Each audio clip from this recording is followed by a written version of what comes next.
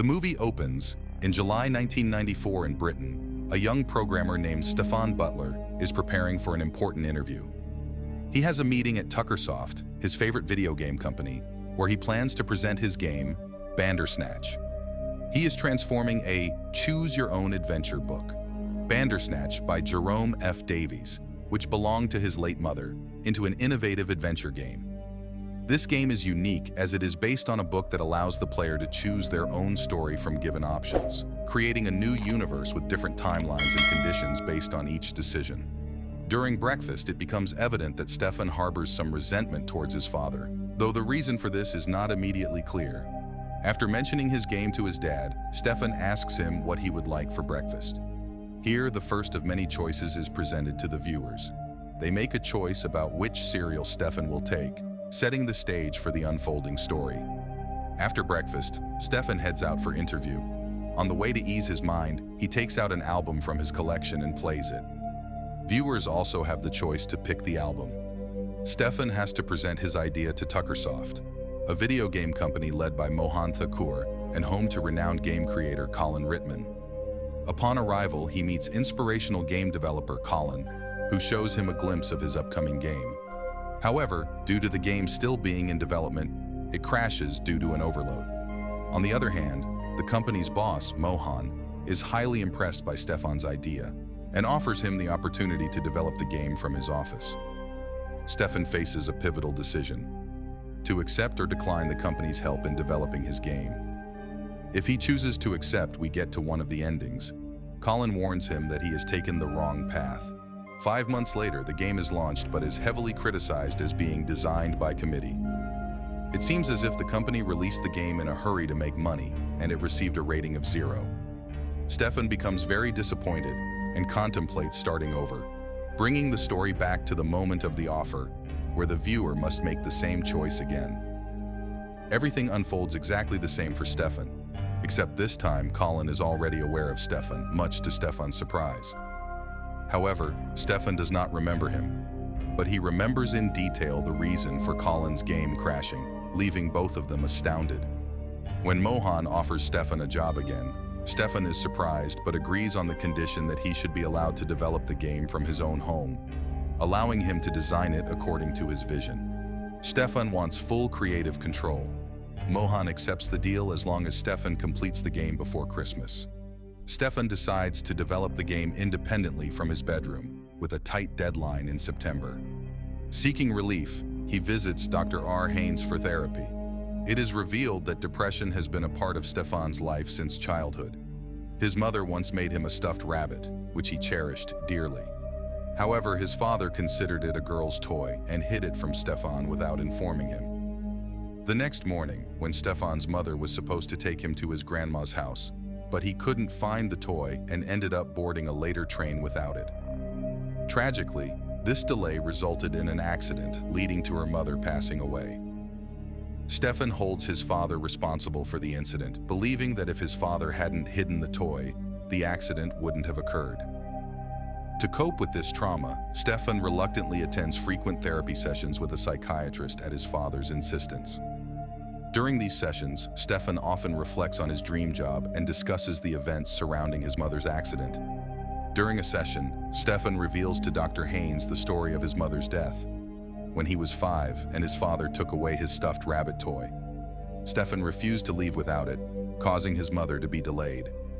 Tragically, the train she boarded derailed, resulting in her death, and Stefan has felt responsible ever since, which is also the reason for his obsession with Bandersnatch. Dr. Haynes prescribes medication for Stefan, and the viewer must choose whether he takes it or flushes it down the toilet. Stefan works tirelessly day and night on his game development, determined to meet the Christmas release deadline. However, the game repeatedly crashes, causing Stefan immense stress. Despite his father's insistence on taking a break, Stefan becomes overwhelmed and, in a moment of frustration, spills coffee on his keyboard in anger, which is also a product of a choice on the viewer's end. The spilled coffee destroys his entire project, leading to a devastating setback and an end to the story. The other option is to yell at his dad, and if it is chosen, the story progresses. As the game's complexity grows, Stefan becomes increasingly stressed and begins to lash out at his father, Peter. Peter then tells him they are going out, but he is just taking him to Dr. Haynes. Stefan falls asleep in the car and wakes up to find himself in front of Dr. Haynes' office. He looks around confused and sees Colin. Now, the viewer can choose to have Stefan accept an invitation to Colin's flat, where Colin lives with his girlfriend Kitty and their infant daughter Pearl. Once there, the two take hallucinogens, and Colin launches into a rant about secret government mind control programs and alternate timelines. To prove his theories, Colin insists that one of them jump off the balcony. If Stefan jumps, he dies, and Tuckersoft finishes the game, which receives poor reviews. If Colin jumps, it turns out to be a dream, but Colin is missing from future scenes. In another choice, Stefan ultimately decides to attend the appointment, where he meets Dr. Haynes. He confides in Dr. Haynes that he has been feeling strange lately, as if someone else is controlling his every decision. The doctor attributes these feelings to stress and suggests that Stefan needs more medication. Stefan contemplates whether to take the increased dose of medicine. Eventually, he decides to take it. The movie then fast-forwards 4 months to the day of Stefan's game launch. However, this time the game receives a bad rating again, because Stefan has lost his creativity due to the medication. The critic claims that it seems like Stefan has left the game halfway and started working on autopilot. This is another ending, and we get an option to try again. This time, not deciding to take the medicine, Stefan starts to work on his game.